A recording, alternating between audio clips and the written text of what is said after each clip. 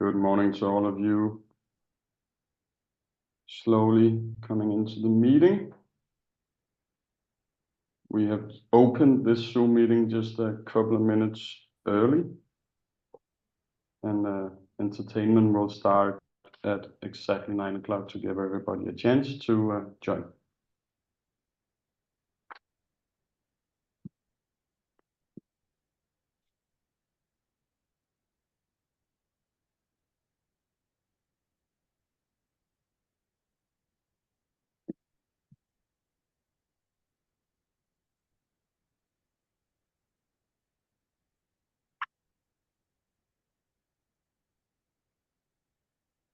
And I'll just repeat myself here. Thanks so much to all of you joining the call this morning.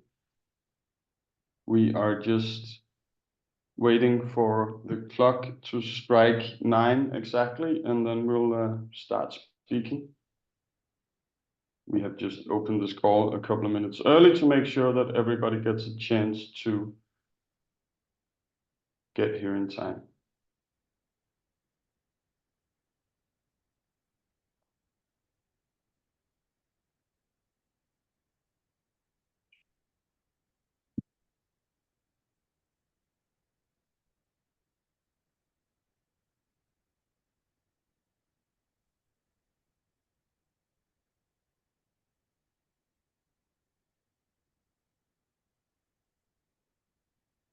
It is now officially 9 o'clock on September 18th, 2024, at least according to my iPhone. Good morning, everybody. Thanks so much for joining the call. My name is Tobias. I'm a community director with the CBS Executive Foundation. I'm joined here today by Andreas, professor at CBS, and Mette, who's heading up Ramboll's global ESG and sustainability function. Now, I'll give Andreas and Mette a proper introduction in just a second. I just have a few brief introductory remarks. First of all, sustainable leadership and transformation is a massive theme for us here at CBS Executive Foundation. We are hosting these webinars, these executive morning briefs, as part of a general effort to support leaders in sustainable leadership and transformation, because we do believe that it is a key task for all leaders to transition towards a more sustainable business within the coming many years. And we further believe that we in the Nordic countries are in a great position to support leaders across both Europe and globally in this transition. Now, the topic of today's executive morning brief is a very current one. We named it Beyond Compliance. A lot of legislation coming from the EU these days. We want to look into today how you don't focus the implementation of these solely on compliance, but assume a more strategic position in this implementation. We focus, as we always do with these executive morning briefs, on three key questions. How should organizations think about the relationship between compliance and sustainability? What do businesses miss when they approach the new EU sustainability regulations through a sole compliance focus? And how can companies manage beyond compliance in the sustainability context? Now, these are the questions that Andreas and Mette will start debating once I am finished with this brief introduction. A few practical things. There are quite a number of us on this call, which means that we have chosen the Zoom webinar session for the call. And that essentially means that you cannot speak. You can, however, use the Q&A function at the bottom of the screen in your Zoom application to pose questions for Andreas and Mette. And final practical thing, we are recording the session and we will send the recording to all signups following the call here. I have to state that clear. We are recording today. Now, as promised, a proper introduction to our experts today debating beyond compliance. And Mette first is responsible, as mentioned, for Ramboll's global offering within ESG and sustainability. And we have the pleasure as well of having Mette teach quite a number of courses here with us at CBS Executive Foundation. She's also an external lecturer at CBS. Andreas, full professor at CBS of Business in Society and residing with CBS's Center for Sustainability. Andreas and Mette, I'll hand it to you in a second, but the next slide we have is a Slido. We would like to have your initial input on how to go beyond compliance. Could you please take out your phones or go to slido.com and use the code just below? And please briefly, in just a couple of words, answer what does it take for a company to reach beyond compliance when implementing sustainability regulations?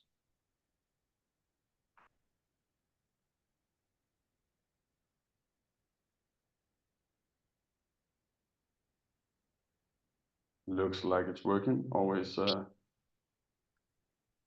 relief. Thanks so much for your replies. Andreas, as the replies are coming in here, I'll hand it to you because you know a lot more about how to go beyond compliance than I do in this regard. So please take it away. Yes, thank you very much indeed, and good morning to you all. It's great to have you here with this very special seminar on beyond compliance. It's an agenda, of course, that we've been pushing a lot for the last couple of months as the new EU regulations are finishing up. And I'm really watching with a lot of excitement the word cloud here, just to see, you know, where you are standing with regard to this debate. And I think it is really interesting, also speaking as a researcher, to kind of see the patterns emerging. And I see leadership as a big thing in the middle, which is something that Mette and I will certainly come back to. And yes, I mean, we always do this just to let you know, first of all, to engage with you, but second of all, also, of course, to kind of build on this then in the discussion. So we have leadership, strategy, ambition, I think, which is a key word here as well. Commitment, which also matters, and we will, I think, come back to this, particularly when we look at the senior management perspective. On the other hand, I think we also see that there is not just this one concept, you know, around which this beyond compliance debate circles. Leadership certainly is important, but we also see quite a lot of other other words here and other thoughts from you. Value creation, tone from the top, partnerships, purpose, I read. So this agenda is a broad agenda, and it is something I think that we need to keep in mind.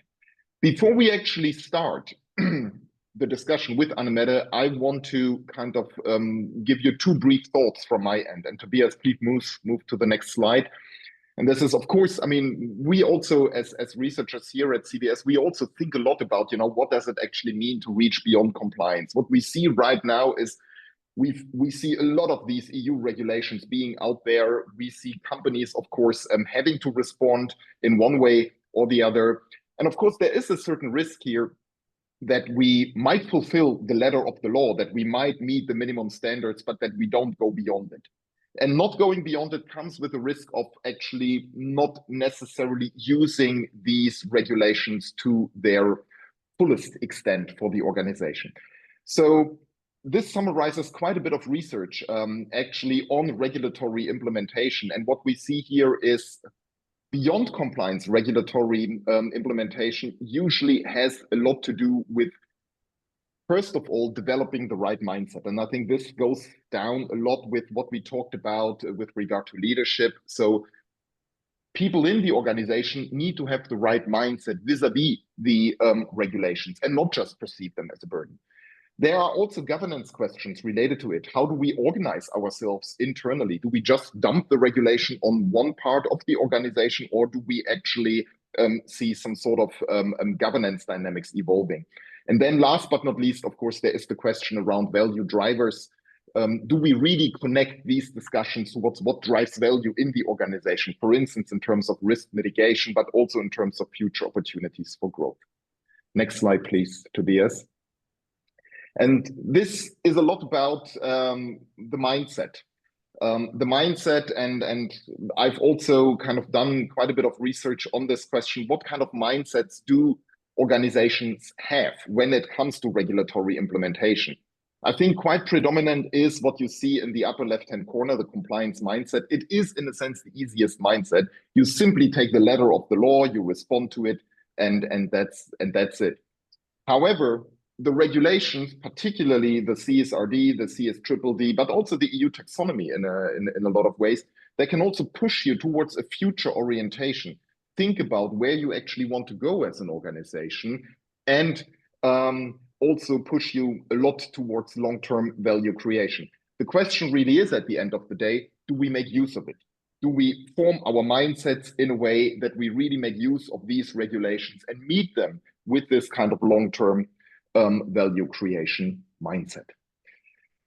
Having said this, and having given you this kind of background, I'm now very glad to move to the discussion with Mette, which I'm very excited about, because Mette and I, we've known each other for a long time, and I think I cannot think really of a better person to discuss this with you, with all your experience with regard to regulatory implementation, but also sustainability consulting more generally. So a warm welcome to you, Mette. Thanks for being here this morning. Thank you, Andreas, and thank you for the invitation. Been looking much forward to this. And let's start right away. Tobias mentioned 3 questions, and let's start right away with the first question. How should organizations actually think about this relationship between compliance and sustainability, right? Because it is in the boardrooms, it is in the executive meetings these days. There are these regulations, there is the compliance agenda, but there's, of course, also the more proactive sustainability agenda. From your experience, how should companies think about this relationship? Well, first of all, I mean, there's no question that we, of course, need to be compliant with the legislation, right? I mean, it is a necessity. But I think it's also important to remember that much of the legislation, not all, but much of the legislation we are seeing from the EU is basically about driving transparency. It's about reporting, it's about showing what we do. But we must not forget that what's important is, of course, also what we do, what we do to reduce emissions, negative impacts on people, on biodiversity, reduce pollution, whatever it might be, and how we get our business models and our businesses to work towards that end. And now that maybe sounds like reporting or transparency is not a good thing in itself, because the argument is, of course, that also having to be transparent also drives sustainability and sustainability action. And I think the challenge here is, of course, that we need to see reporting as more than just a compliance exercise. We get data, we get insights, we get to know more about whether the things we do work or not, gives us an opportunity to follow up systematically. And then there's a whole process. And I think that's really where it's interesting to think about the value that companies can get out of the process, working with those legislations, working to become compliant. But it does require a certain mindset, as you alluded to here. It's I remember, when I was a student, I read a very nice article by Lynn Chapin from Harvard Business School, actually, and it was called Managing for Organizational Integrity. And she also kind of reflected on this relationship between compliance and ethics, actually. So ethics, of course, is a part of the sustainability agenda, ideally. And she thought about it as a continuum. So she said, I mean, look, there is compliance on the one side, and then there is ethics on the other side. So it's not in a sense an either or, but you need to manage this continuum. Would you agree with this observation? Yeah, I think that makes sense. I think it's important that we don't get stuck just in the compliance way of looking at this. Just to give you an example, I was speaking with an executive group a couple of weeks ago, and as a reaction to all the EU legislation, the CEO leaned back and said, "Oh my God, this is like GDPR but times 10, right?" And I think if you are in that mindset, it's very far from thinking about sustainability as something both that's crucially important from planetary boundaries point of view and from all the challenges we have globally, but also from actually getting value out of it. So I think it's so key that we don't get stuck in that end of the continuum, at least. Yeah. And I mean, talking about your practical experience, do you see this as a pattern, actually, as something that pops up often? Maybe not as a pattern, that pops up every time you go out there, but do you see compliance discussions dominating the EU business regulation, sustainability regulation agenda right now? I certainly see, and I mean, if we stay in your idea of a continuum, you can say that I see a continuum between this being perceived very much as a burden and very much as a benefit, right? I mean, so we certainly see both. There's a lot of, also because organizations are overwhelmed with the sheer, weight of the task. I mean, we see a lot of how do we get around this as easy as possible? How can we reduce the number of material topics? How can we think about, almost finding as many loopholes as possible in the legislation to decrease the workload, right? So we see that certainly, and the kind of wording that I mentioned before. And then we also see quite a few both leadership groups and also sustainability teams saying, okay, well, finally, we get a way to make sustainability really strategic. We're going to get the data. We're going to be able to talk about sustainability in a much more business relevant way. So there is both, and then there's everything in between, right? The closer we get to CSRD being, really on the table, because now reporting time is coming up, right? I would say we see a little bit more on the oh no, it's a burden side. And of course, sorry to interrupt you, but in a sense, of course, this is also reiterated a bit by public discourse, right? The Draghi report came out very recently, and he and his team, to be fair, they framed it as there is a big risk here of a regulatory burden with regard to reporting and due diligence legislation. And probably, of course, he is right. In some contexts, of course, companies might be overwhelmed by it. But my question to you would be, do you see a difference in terms of the hierarchies? I mean, how do senior leaders in the organizations think about this? And do you see a difference between senior leaders and, let's say, the sustainability and ESG teams? Because at the end of the day, if we really want to go beyond compliance, ideally the CSRD data ends up in executive meetings, it ends up in the boardrooms, and it informs really good decision making. So would you agree that there is a difference between kind of the senior executive angle on this and maybe the ESG team angle on this? Yes, to some extent. I would, however, also argue that the tone at the top, the tone that the executive teams would set or the board would set on what kind of a task is this, completely also determines the space that the sustainability team has to actually do the work, right? So if you have a management team that really clearly says, this is an opportunity, let's find the benefits of this, let's really use the opportunity to get a much better understanding of our business or our value chain, the way we drive different processes, then if that's the assignment to the sustainability team, that's a completely different starting point than the management team that I talked about before, where you have a CEO saying, oh my God, this is 10 times GDPR, this is going to take so many resources, keep it at a minimum. So I think there's a lot of interplay between the two as well. Not just that one see it as strategic and the other one sees it as work being done. I think there's you really need to set the right mindset for the work as well from the top. Exactly, and that's also what I'm currently doing research on boards of directors. This is also what I'm seeing whenever I talk to practitioners. Of course, it's not a simple either-or world where we kind of say, the ESG teams, they approach it strategically and the people at the top, they don't.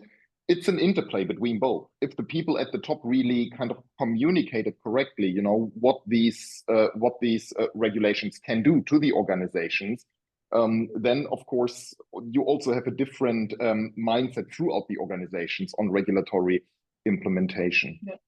Now, if I may, Andreas, just on that, I think it's also something there's an element of competence and training here as well, right? Because to see this as a strategic opportunity also requires that there is a good understanding of what sustainability is, and that there is a buy-in to the fact that it can bring benefits, right?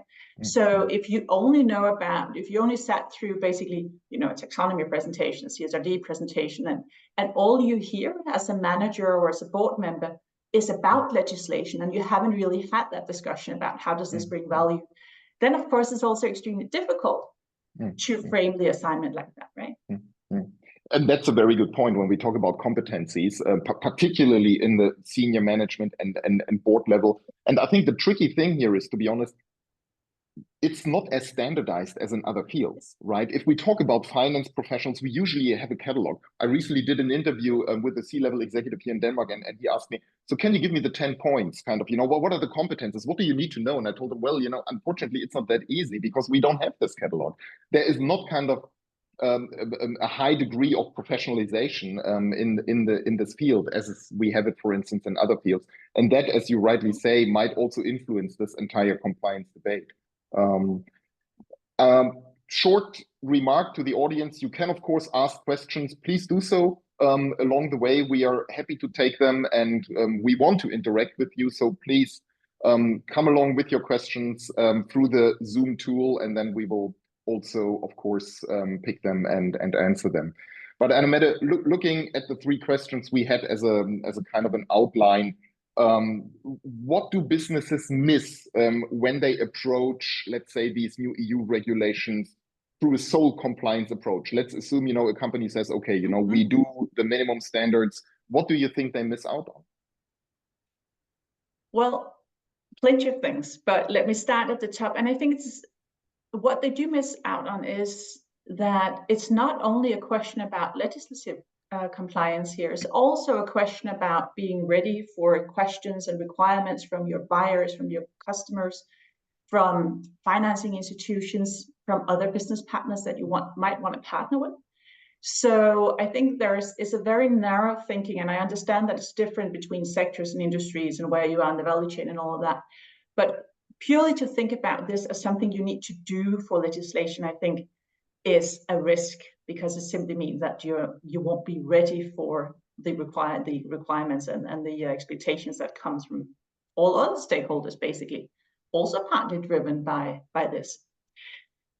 Having said that, I wanted just to give a few examples of where we see real value being created when you approach this, not just as a compliance exercise, but more as a strategic mindset. And I think just, if we think about the Corporate Sustainability Reporting Directive and the double materiality assessment, I think just really having to map your value chain, really having to understand your different activities, the impacts you have throughout your value chain, that exercise in itself actually opens quite a few new opportunities, and also, provide insights and pretty crucial business risks as well. And I think, interestingly, not the biggest ones, but interestingly, many companies, especially kind of just below the biggest ones, it's quite new to think about your company in that kind of full value chain perspective, and really understanding, where are we actually playing, what kind of impacts do we actually have, and thinking about also, could we maybe change some of our processes? Should we do things differently in the value chain? And open that up also to say, but what if we did this instead? What if we innovated? Maybe thinking about circularity or thinking about reducing pollution, but also using that to make a better setup for the business. So I think that full kind of insights into how we actually set up as a business, it's extremely valuable if you have the right people around the table. So that's kind of a very good perspective. Another thing in that process is the stakeholder dialogue, right? I mean, if you only do it for kind of compliance reasons, okay, I need to speak to a couple of, investors, report users, whatever, then of course that may not bring that much value, especially not if you just put a consultant to do it, just to tick the box. But if you embrace that idea of speaking to stakeholders and really speaking about how could we understand your needs and your requirements on us, there's so much value to be had in that process.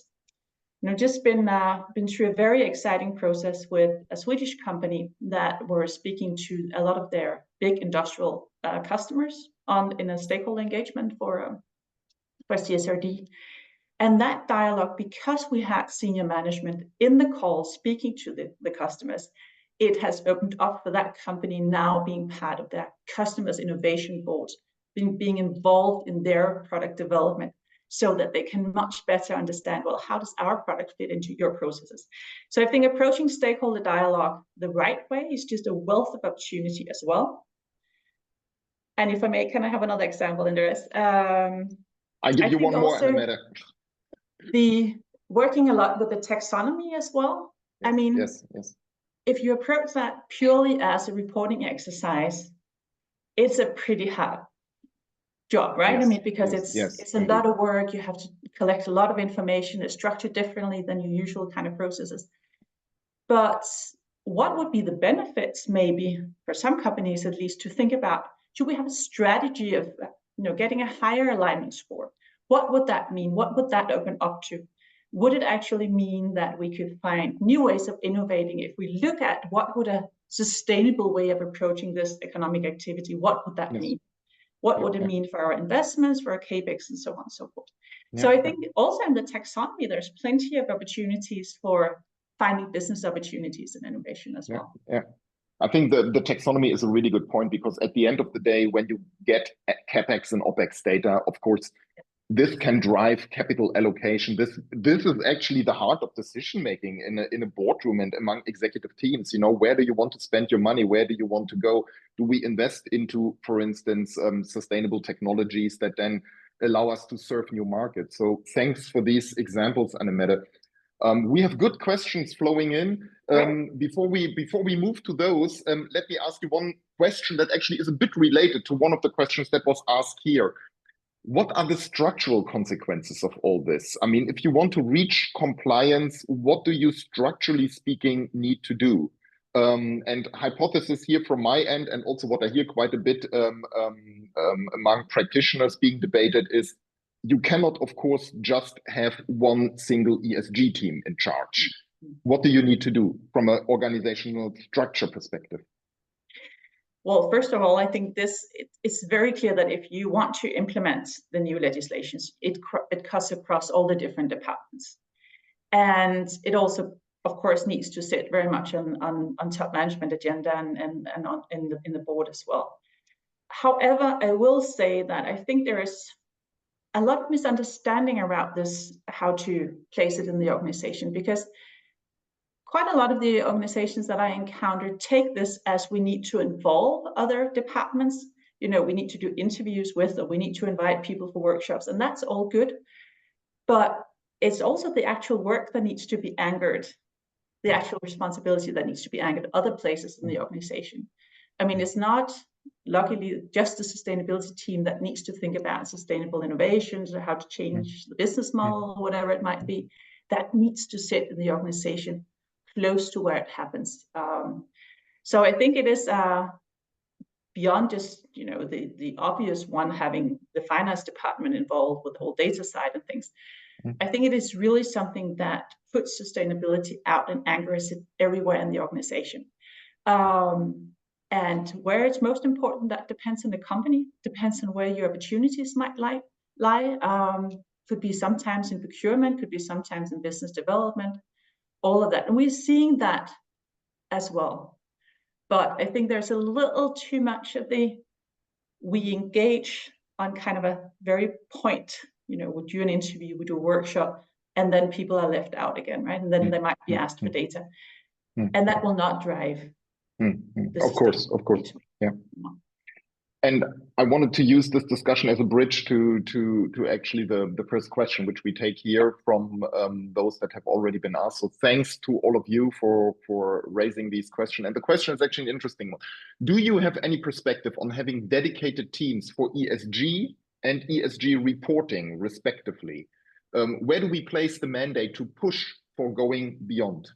Yeah, it's a good question. Let me say first that I think that there is a reporting task. which is, you know, separate from, or which can be separate from the rest, which will typically sit in someone from sustainability and someone from the finance department and potentially a few other people as well. I think that can make sense, but of course it needs to be deeply integrated into the rest of the sustainability work, what we actually have to report on. But it is also clear that there are specific competences needed to be in reporting and to work with reporting and kind of understand the requirements. So I think that there can be an argument for that. We have it where I work. At Ramboll, there is a sustainability reporting team, and I will say that the rest of the organization see very little of the compliance work, but quite a lot of the sustainability work. So it's quite centered in that little team. Pros and cons, I would say. And I would actually be curious to hear your take on that, Andreas. I know you've done some research on this as well. Yes, I mean, I very much agree with what you have said. I think it's a lot about, in the end, about visibility, right? As you said, I think the visibility aspect is important, and this is also when I do interviews for research that pops up a lot. I mean, the ESG reporting is something, of course, that needs to be done. But what you want to have in the organization, of course, are good discussions, strategic discussions around sustainability. These should be visible. The reporting work actually is something that should happen, and it needs to happen, and you of course need to meet the minimum standards, but this is nothing that should keep the organization busy in a sense, in the sense that, you know, there is a lot of focus on it. So I very much agree with your perspective. So thanks for this question. There's another question by Frederic, and I read it out, Mette, and for everybody here. Approaching regulatory implementation from the compliance perspective pushes you into a complex set of details that do not seem to be connected to each other or your organization. Starting from the DMA allows you to redefine your strategy and define the value-added component of sustainability-driven business. Do you agree with this view? So that when you have a strong compliance orientation, then of course it sometimes pushes you into areas that are actually not that relevant for the organization. On the other hand, of course, the DMA allows you to redefine your strategy if you use it in that. Yeah, absolutely. And I mean, this is back to the DMA being a really important tool for the prioritization. I would also say that, of course, working with CSRD also brings you into all sort of corners and all, you know, down all sort of rabbit holes as well. And when encountering that, I think it's important also to take a step back and say, okay, so what is the whole purpose of this? What is it that we are actually being asked to do, right? So we're asked to be transparent about the things that are most material to us. So it's also having a little bit of a, you know, being sensible around it. So, okay, if this is a far down rabbit hole, something that has very little to do with our business, let it go. So I think it's also very clear to say, okay, we need to ensure that our stakeholders understand that we are not trying to hide something that's important. So it's not just us trying to keep everything at a minimum, but of course we also need to make sure that we don't get dragged down by irrelevant details. Next question is a bit of a provocative question, relating also, of course, to the Draghi report that came out just not long ago. Do you share his concerns that European companies simply cannot afford this? Let me say something about this. I mean, he phrased it as a regulatory burden. He did not necessarily say, you know, that it is completely unaffordable to all companies. But of course, there were concerns raised also about the costs of implementation, and he cited some studies, which, by the way, and I'm also kind of asking for caution here, are based on estimates. At the moment, we simply do not have reliable data on what regulatory implementation across different company sizes will cost. But over to you, Mette. What is your take on that? Well, I don't think that is going to hinder competitiveness. I mean, as you know, I just spent quite some time in the US at an American university looking at this as well. And I think bringing in a lot of American guest speakers and speaking to quite a few US-based companies, I think it's also important to say that while there's a little bit of what on earth are you doing in Europe in terms of regulation, there's also a little bit of a, okay, it would be nice to actually have a framework that's fairly clear, that requires us to do the same thing, so that there is a level playing field, and so that we get, what we are looking for, namely the same kind of data that our buyers are already asking for, that financial institutions are asking for. So we have to remember that there are other drivers as well. This is not just a legislative exercise. It is really driven by business needs as well. So actually quite a few of the global American-based companies that I encountered said, well, we have to do CSRD for Europe, but because we have to do that, we might as well, do it for a whole global company, because you're being asked those questions anyway. So I think there's also something to that. Let's remember that it's not just about living up to a legislation. Yeah, and I think it's good that you emphasize this level playing field. And of course, just as a side aspect, also from a research perspective, any regulatory implementation costs money. This is not a free lunch. I mean, and I think that was clear from the start. I think what probably has surprised many is the pace at which these regulations come, and of course the timing is something we can discuss. But personally, I must say, I don't have any empirical evidence for it. But personally, I find it hard to accept the argument that companies are driven out of business or cannot afford this just because now ESG reporting is looming on the horizon. So my answer in this, I mean, I once, not long ago, I had this discussion actually with somebody who said, well, what happens if I go bankrupt because of this? And my answer was, if you go bankrupt because of this, maybe you were not competitive in the first place.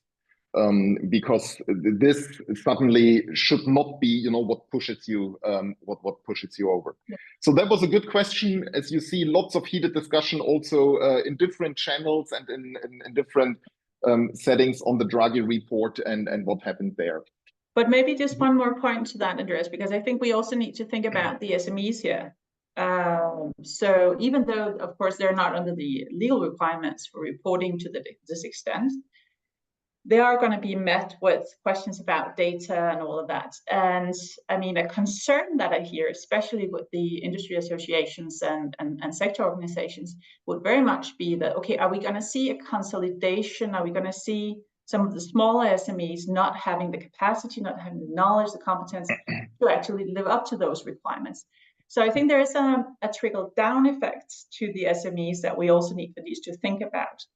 And it's not only in a European context. We have actually just done a very large study in 10 emerging economies, ranging from Kenya to Colombia to Vietnam and Turkey, speaking to companies in those countries, looking at, so what are all this legislation in Europe where they are exporting to? What's that going to mean for them? Is that actually going to be effectively a trade barrier, or how do they catch up on all of this? So I think it has many ramifications also beyond the companies that are actually under the legislation or affected directly by it. And it's good that you mentioned the SMEs, of course. And I think this is really, really important that also the regulators keep a close eye on the effects on SMEs, precisely because there will be many indirect effects on SMEs. And let me just say this, and I think it is very important that we offer, and also that the EU offers more guidance, more tailored guidance also to SMEs for regulatory implementation, because they operate in a totally different environment. We have a lot of questions, Mette. We probably won't be able to go through all of them, but let me just pick some which are important. What are the most effective and concrete ways, in your experience, to change mindsets? I find that question really interesting. Felix asked it. Well, a couple of ways. I think not shying away from talking about what is actually happening in the world. I think it's not until we really realize how urgent this agenda actually is before we can get to a mindset shift. So that's one thing. The other thing is, when speaking to CEOs in particular, if they suddenly change their mindset on sustainability, it very often comes from having spoken to a peer that have convinced them. So not speaking to a sustainability team or to, you know, a consultant or something, but speaking to a peer who said, did you really get this right? And then, of course, I have to say that some of the big changes we're seeing with companies come along when there's a new CEO coming on board. I mean, that's when we see the really kind of systematic shifts here. So the boards have a really crucial role, I think, in also thinking about this aspect when they hire a new CEO. And if I can just add to this, I think these were excellent points. Change of mindset also has a lot to do that with people in the organization seeing the talk being walked. If they see there are investments, if they see, you know, the organization goes beyond reporting, and from a management perspective, if they see, you know, that the narrative, the stories that are shared in the organizations around sustainability are inspiring, and that they do not just focus around compliance, then I think you move towards this kind of mindset. So also it has a lot to do, as weird as it may sound, a lot to do with storytelling, right? Telling the right stories, embedding the right narratives. It does, but maybe linking it back to our talk about reporting before, Andreas, I think it also has to do with us being able to back up what we're talking about. So it's not just, you know, happy employees smiling in a picture, but it's also actually, and what we're doing is actually making a difference.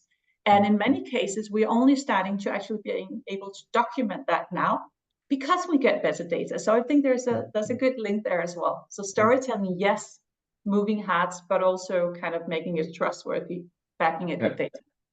Backing it with data as the data is emerging. We have a couple of questions around competencies, and difficult to summarize all of them, of course. But one question, for instance, is around senior executive boards. What do you say in terms of competencies for these kind of audiences beyond just leadership skills, which are, of course, important? Do they, for instance, need specialized ESG knowledge? Do they need to know about biodiversity, about climate? So how do we assess that? How do we assess a board member, whether a board member really is fit for purpose?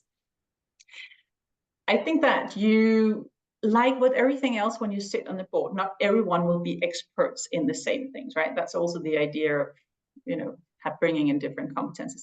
However, I think it's extremely difficult to have a discussion about how sustainability is going to impact your business model, your new strategy, your positioning in the market, if you have very little idea about what it is. So I think there is a basic knowledge that you need to have. But let me give you a concrete example. I was doing a board training last week in Jutland, and it was quite big variations in the board. Some knew a lot about sustainability, some fairly little. But the thing is that the way that they had approached it was very much, you know, from a compliance mindset. So they had sustainability on the board meetings every time they met, but more as an orientation point. How far are we with the CSRD? How far are we with the taxonomy? All of that, but never as part of the discussions about where's the company heading, you know, what is our competitive situation, where are we going to invest, what companies are we going to buy, you know, all of that. And I think if you don't have a certain fluency in the sustainability agenda, the strategic discussions are very difficult to have, and then it becomes just a, you know, tick the box. Oh, we spoke a lot about sustainability, you know, we got an update on this and that and that, but it's not integrating it into the business and creating any kind of value from it. So yes, I do think that, you know, the boards need a sustainability understanding that goes beyond just what does the legislation say. Okay, great. There is an interesting question here around how can larger companies support SMEs in the process, and more importantly, what is their responsibility alongside the supply chain? And we talked about the special responsibility for SMEs, which of course is absolutely essential. Well, I think there's a lot that we can do as larger companies in helping our suppliers. I mean, not just, and really thinking about not just putting out requirements, but also doing trainings, also doing kind of explanations for not only why, but also how could we do this. And it's not until you do that with your, let's say, suppliers, for example, that you also allow them the opportunity to innovate and maybe provide better solutions for you, better products, better services. So there is quite a lot of work around that. We have I mean, at Ramboll, we have put requirements for our larger IT suppliers to join science-based targets. And that has not been just a requirement. That's been a lot of interaction and kind of really trying to see, okay, what could benefit you? So I think we have a huge responsibility for, hand-holding some of this as well, of course, to the extent possible, but not just thinking about it in arm's length. And I'm afraid that that's very much what we're seeing, it's just requirements with no support on the other end, leaving it to the SMEs themselves or to industry associations to pick up that. Yeah. Very good. Thank you so much, Mette. We have a lot more questions here. Unfortunately, we are running out of time. I just want to answer because there were a couple of comments around the Draghi report. If you just Google Draghi report, you will actually find the document. It's been discussed a lot. And actually, his remarks on sustainability reporting and due diligence are not center for the report. It is an outcome. It is mentioned, not very prominently. Thank you very much, Mette. Thank you to all of you for coming here today virtually with us, discussing and following our conversation. We really appreciate it. And I'm handing over to Tobias now. Thank you so much, Andreas. And it simply rests with me to say thank you as well to both you, Mette and Andreas, for joining us this morning. I'm sure you could go on debating for at least the rest of the day and probably until Christmas on this, but we do want to leave you at 1:45 as we promised. I'll wrap this up with pointing forward. And I just need a slide, which is approaching right